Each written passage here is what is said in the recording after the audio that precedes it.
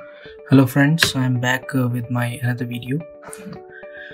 और आज हम जो है हमने जो शेप्स बनाए हैं, ज्योमेट्रिकल शेप्स, उनको हम शेड करने की कोशिश करेंगे। और शेडिंग में आपको थोड़ी सी टिप्स ट्रिक्स मैं बताऊंगा, जिसमें कि कुछ चीज़ें आपको समझ में आएंगी। अभी हम इन ज्योमेट्रिकल शेप्स जो हमने अपनी पिछली वीडियो में ज्योमेट्रिकल शेप्स ये सारे बनाए थे, इन सब को मैं शेड करूँगा। और मैं पेंसिल यूज़ करूँगा कैसल, फैबर कैसल 6B और 3B। So let's get started. और सबसे पहले हम ये अपना इस ऑब्जेक्ट पे स्टार्ट करते हैं शेड करना। मैं चाहता हूँ मेरी जो लाइट है वो यहाँ से फ्रॉम राइट टू लेफ्ट आए, और जो कि यहाँ पे रिफ्लेक्ट होगी। तो सादा पार्ट ये वाला जो है, राइट साइड वाला पार्ट लाइट रहेगा, और उसका बैक साइड पार्ट जो है वो डार्क रहेगा। ओके, सो इसमें सबसे पहले शेडिंग में हम देखें कि जैसा हमारा एंगल जा रहा है उसमें हम कोशिश करें उस एंगल में हम उसको शेड देने की। तो मैं सीधी सीधी लाइन दे रहा हूँ इसमें। ओके,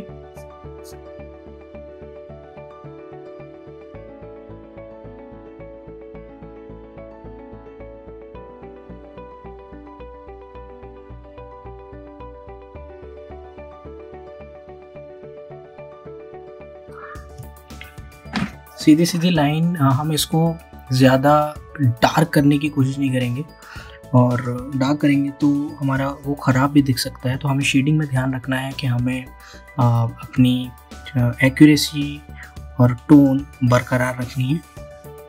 सो इस पर मैं एक बार और थोड़ा सा इसको डार्क करने के लिए एक बार और इसको शेड करने की कोशिश करता हूँ सेम डायरेक्शन में।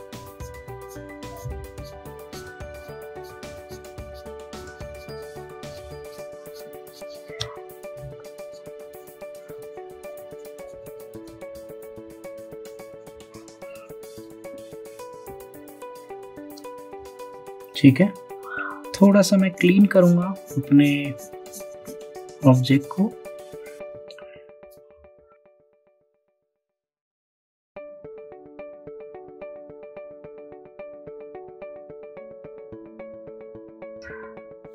ऑलराइट, अब इसके लेफ्ट साइड में यहाँ से शेड होकर जाएगा, शैडो होकर जाएगी इसकी। तो इसकी शैडो ऑलमोस्ट कुछ मैं एक एरिया बना लेता हूँ कि वो इस एरिया में उसकी शैडो पड़ेगी। सो उसको भी मैं ऐसे उसको बोलते हैं hatching.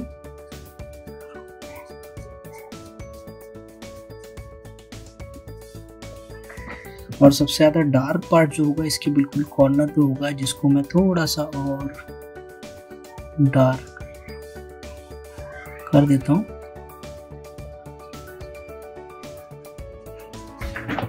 So this is how we can shade. और जैसे मैंने इन सारे ऑब्जेक्ट्स की शेडिंग की है, अभी लास्ट ऑब्जेक्ट पूछा है। I did not want to show every shadow कि कैसे हम हर एक ऑब्जेक्ट की शेडो में डाल सकते हैं या नहीं डाल सकते, क्योंकि मैं सिर्फ आपको एक आइडिया दे रहा हूँ कि आप शेडो पर कैसे काम कर सकते हैं। जैसे मैं ये लास्ट ऑब्जेक्ट पर शेडो दे रहा हूँ अपने।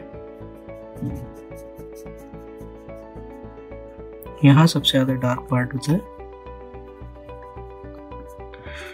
और दूर जाते जाते वो लाइट होता जाता है। करेक्ट? ओके, सो अगर हम क्यूब की बात करें तो क्यूब में मैं आपको अलग से बना के बताना चाहता हूँ थोड़ा, कि हमारा ये क्यूब है, और हम जिस डायरेक्शन में लाइंस होती हैं उसमें ही अगर हम शेड करें तो ये एक तरीका है शेड करने का। और जैसे कि इसकी दूसरी दिशा में है तो दूसरी दिशा में मैंने उसी के एंगल में स्ट्रेट लाइन से एक बार शेड किया, फिर दोबारा, फिर नेक्स्ट।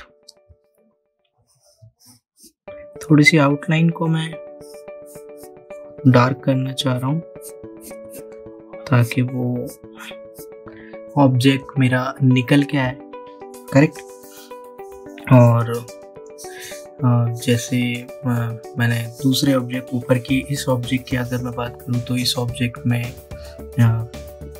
हमने हमारा क्यूब थोड़ा सा टेढ़ा है ऐसे, और थोड़ा सा डॉट हमने लिया और इस तरह से इसको कनेक्ट किया, ठीक है।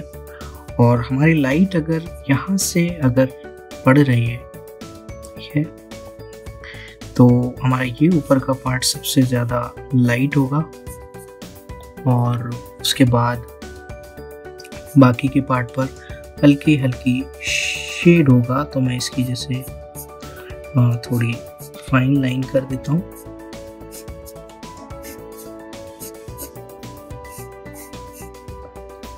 और इसमें इस पार्ट में थोड़ा हल्का शेड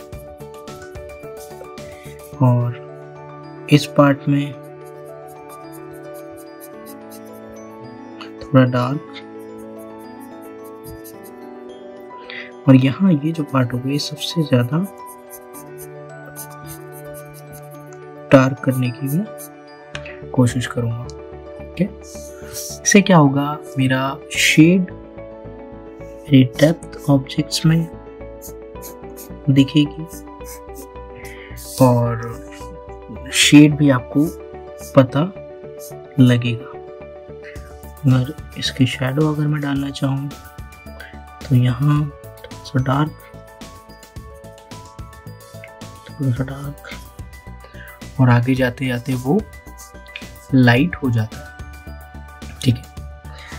और अगर मैं इस ऑब्जेक्ट की बात करूं, ये मैं आपको दोबारा से इसलिए करके दिया ताकि आपको पता लगे कि मैंने शेडिंग किस तरह से की है इन सारे ऑब्जेक्ट्स के ऊपर, ठीक है। So suppose this is my circle और इसको मैं 4 पार्ट्स में डिवाइड कर देता हूँ और एक और सर्कल में इसमें लेता हूँ जिसको मैं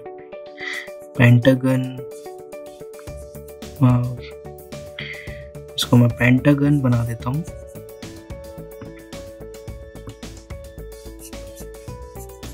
मैं कहता हूँ पेंटागन। ऐसे मैं इसको 6 पार्ट्स में डिवाइड कर देता हूँ और 6 पार्ट्स को मैं अलग अलग लाइंस से कनेक्ट कर देता हूँ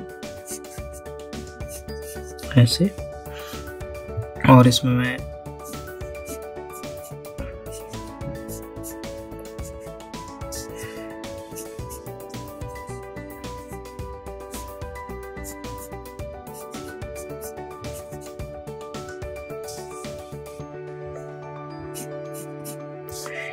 ठीक है, ये ऑलमोस्ट इस तरह का शेप हो गया है। देन मेरी लाइट अगर ऊपर से आ रही है तो सबसे ज़्यादा ऊपर का पार्ट, और ये फ्रंट से आ रही है तो मेरी लाइट वाइट रहेंगी। बाकी सबको मैं ये लाइट, ये थोड़ा सा इससे ज़्यादा डार्क और ये पार्ट में थोड़ा ज़्यादा डार्क लूँगा। इन सब में थोड़ा हल्का डार्क शेड डालने की कोशिश मैं करूँगा। और यहाँ सबसे ज़्यादा डार्क, यहाँ पे थोड़ा कम,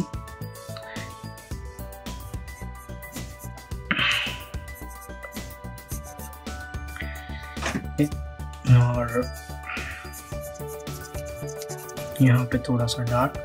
इससे क्या हो रहा है कि एक वैल्यू क्रिएट हो रही है। जैसे ये पार्ट सबसे ज़्यादा डार्क है, इससे थोड़ा लाइट, फिर इधर लाइट, ये थोड़ा सा और लाइट, ये ऑलमोस्ट थोड़ा बैलेंस करने के लिए ये दोनों पार्ट हैं। और उसके बाद इसकी अगर शैडो बनाएं तो ऐसे हम शैडो